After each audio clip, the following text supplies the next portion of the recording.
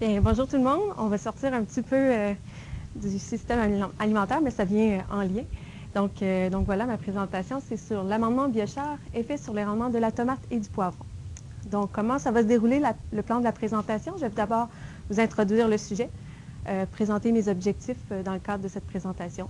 La méthodologie qui a été utilisée. Est-ce que je parle assez fort en arrière ou plus fort? OK.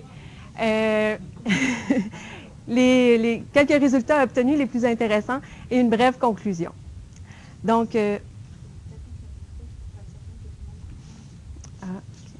m'excuse, on va juste être certaine que tout le monde comprenne. Comme ça. Voilà. Est-ce que ça fonctionne? Je crois que oui. Est-ce que ça fonctionne? Oui. Est-ce que vous m'entendez? Oui, parfait. OK. Bon, OK. OK. Bon, c'est quand je vais le tenir. OK.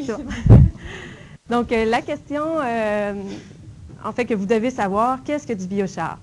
En fait, c'est du charbon qu'on applique dans les sols. Et pourquoi on s'intéresse tant à appliquer du charbon dans les sols? En fait, ceci vient des études qui ont été effectuées dans certaines régions localisées en Amazonie, que l'on nomme, dans le fond, dans des oxysols que l'on nomme des terrapétras. Et si on compare les terrapétras à leurs sols avoisinants, il a été estimé qu'ils possédaient 70 fois plus de carbone et 3 fois plus de matière organique et d'éléments minéraux comparativement à leurs sols avoisinants. Et en fait, ceci découlerait du fait des apports de différents résidus carbonisés par les habitants qui habitaient dans ces régions localisées. Et avec le temps, bien, ces sols ont évolué.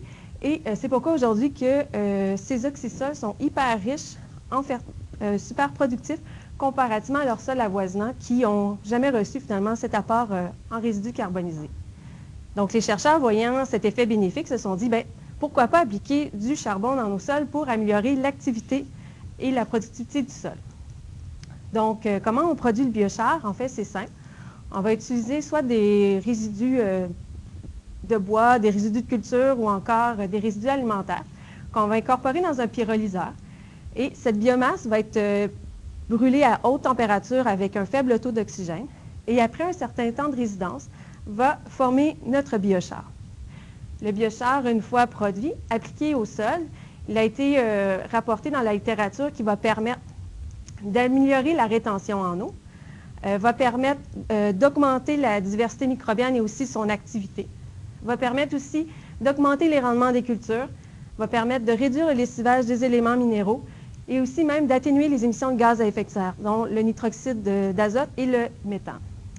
Toutefois, tout dépendant du type de biomasse utilisée et des conditions de production, on voit une grande variabilité au niveau des effets bénéfiques du biochar une fois appliqué au sol. Donc, suite à mes lectures, j'ai posé, en fait, mes hypothèses étaient que l'ajout de biochar permettrait d'augmenter la fertilité du sol et aussi les rendements des cultures. Donc, pour y confirmer, l'objectif général de cette étude était de comprendre comment les propriétés physico-chimiques d'un biochar affectent la fertilité du sol et la croissance de la plante. Et plus spécifiquement, pour cette présentation, dans le cadre de cette étude, c'était d'évaluer l'effet d'un amendement en biochar sur sa capacité à améliorer la croissance de la tomate et du poivron de serre et aussi d'améliorer l'efficacité de l'utilisation de l'eau et des engrais. Ici, appliqué en serre, car une chose que nous savons, c'est qu'en serre, il y a beaucoup d'eau qui est consommée et beaucoup d'engrais est aussi utilisé. Donc, si on réussit à réduire ces apports en eau et en engrais, mais c'est bénéfique pour le producteur et aussi pour l'environnement. Donc, pour répondre à mes objectifs, dans le cadre de cette étude, 3 types de biochars ont été utilisés, dont 2 biochars provenant d'écorce d'érable et un biochar provenant de copeaux de pin, qui ont été produits dans différentes conditions de pyrolyse et de température variable pour avoir vraiment des propriétés physico-chimiques différentes pour les biochars afin de répondre à nos objectifs. J'attire votre attention au niveau des acronymes ici utilisés parce qu'ils vont suivre tout au long de la présentation. Donc, les 2 provenant d'écorce d'érable, M pour maple en anglais et la température de pyrolyse, et P pour pine et la température de pyrolyse. Donc, une fois les biochars produits, on a procédé à la caractérisation. Et on voit en effet que parmi ces biochars, on voit des propriétés physico-chimiques différentes. Donc, on voit que l'érable 550 a vraiment un pH beaucoup plus élevé comparativement aux 2 autres. Et c'est vraiment au niveau du pain 700 que la capacité d'échange cationique et au niveau de sa porosité est beaucoup plus élevée comparativement aux autres. Donc, une fois la caractérisation faite et voyant qu'on a des propriétés physico-chimiques différentes, on a préparé des mélanges pour, dans le fond, nos traitements. Donc, les 3 biochars avec différentes doses de biochars dans de la tourbe, donc 0, 5, 10 et 15 %. Et on a complété avec de la perlite pour avoir un volume final de 100 %. On a ensuite apporté ces différents mélanges dans un pot. Nous avons utilisé un pot assez haut pour permettre un beau profil racinaire de la plante. C'est pourquoi on a mis du gravier à la base du pot pour pas que le pot bascule. Donc, une fois ça fait, on a procédé aux 2 expériences en serre, dont la première avec la culture de tomates et suivie de la culture de poivrons. Chaque culture était d'une durée de 63 jours chacune. Dans chaque traitement, 2 doses de fertilisation a été apportée. En fait, c'était pour évaluer l'effet la capacité du biochar à améliorer la fertilisation. Donc, F50 signifie 50 % de la dose recommandée et F100, la dose complète. Donc, ici, c'était un dispositif expérimental en bloc aléatoire complet avec une structure factorielle, c'est-à-dire 3 × 3, les 3 doses de biochar, les 3 biochars. On a ajouté un témoin et avec les 2 doses de fertilisation pour avoir 20 traitements au total. Et chaque traitement était répété 6 fois. Dans le cadre de la présentation, je vais vous présenter au niveau des analyses qui ont été effectuées à la fin de l'expérience, au jour 63, au niveau de la biomasse aérienne, qui inclut dans le fond les fruits, les feuilles et les tiges, et au niveau du rendement des fruits. Donc, concernant au niveau de la biomasse aérienne du poivron, juste ici, je tiens à vous mentionner que malheureusement, je n'aurai pas le temps de vous présenter ceux de la tomate, mais sachez qu'il y a des tendances similaires, autant au niveau de la biomasse aérienne chez la tomate que chez le poivron. Donc, pour le poivron, au niveau de la biomasse aérienne, qui inclut dans le fond les tiges, les fruits et les feuilles, par rapport aux différents traitements, mais on voit que l'ajout de biochar a permis justement d'améliorer la biomasse aérienne comparativement aux témoins avec la dose complète en fertilisation, et ça de façon significative avec l'érable 550 à 10 % et l'érable 700 à 5 %. Lorsqu'on réduit la dose en fertilisation, on voit quand même qu'en présence de biochar, la biomasse aérienne a été significativement supérieure aux témoins fertilisés avec la demi-dose recommandée, mais a aussi été quand même relativement plus grande comparativement aux témoins avec la dose complète. Concernant au niveau des rendements en fruits, si on regarde par rapport aux traitements qui ont été fertilisés avec la moitié de la dose recommandée, au niveau des rendements en fruits frais, on voit que la présence de biochar a vraiment permis d'augmenter les rendements en fruits frais comparativement aux témoins.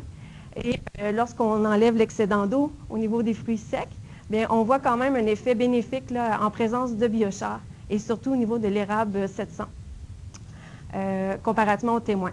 Et lorsqu'on compare ces traitements biochar fertilisés avec la moitié de la dose recommandée, avec le témoin qui a été fertilisé avec la dose complète, mais on voit que de façon générale, en présence de biochar, les rendements en fruits secs ont été supérieurs aux témoins fertilisés avec la dose complète. Donc ici, ça veut dire qu'on est capable de réduire de moitié de la dose en fertilisant en présence de biochar, tout en maintenant un haut rendement en fruits secs. Concernant au niveau de l'efficacité d'utilisation de l'eau, en fait, ceci est calculé à partir du rendement en fruits secs dans la culture totale, dans le fond, autant chez la tomate que chez le poivron, divisé par la quantité d'eau qui a été consommée.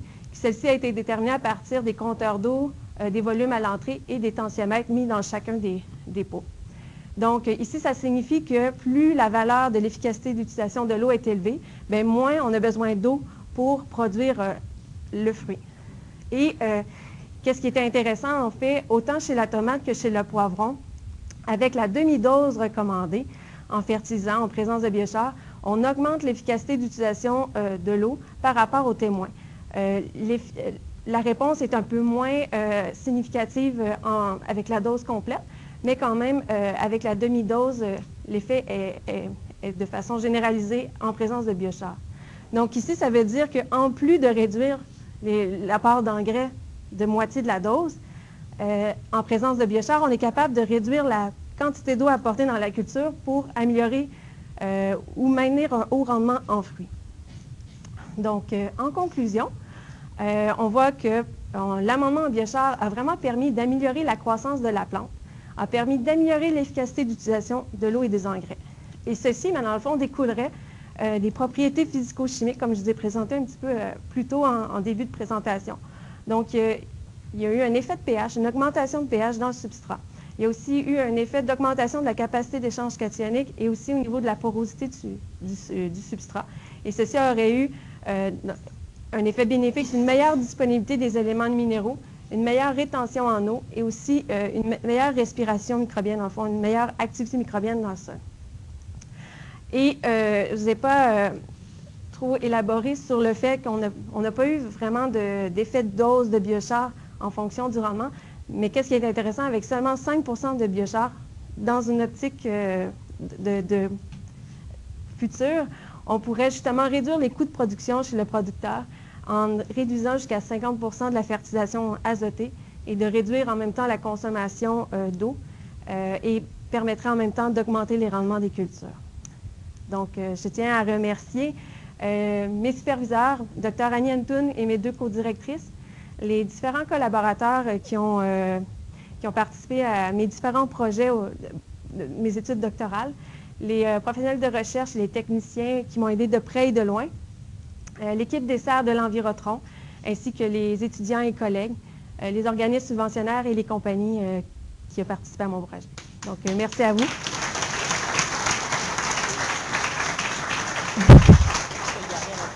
Ah, OK. Merci Vicky, c'est super intéressant. On a le temps pour une ou deux questions. Deux questions.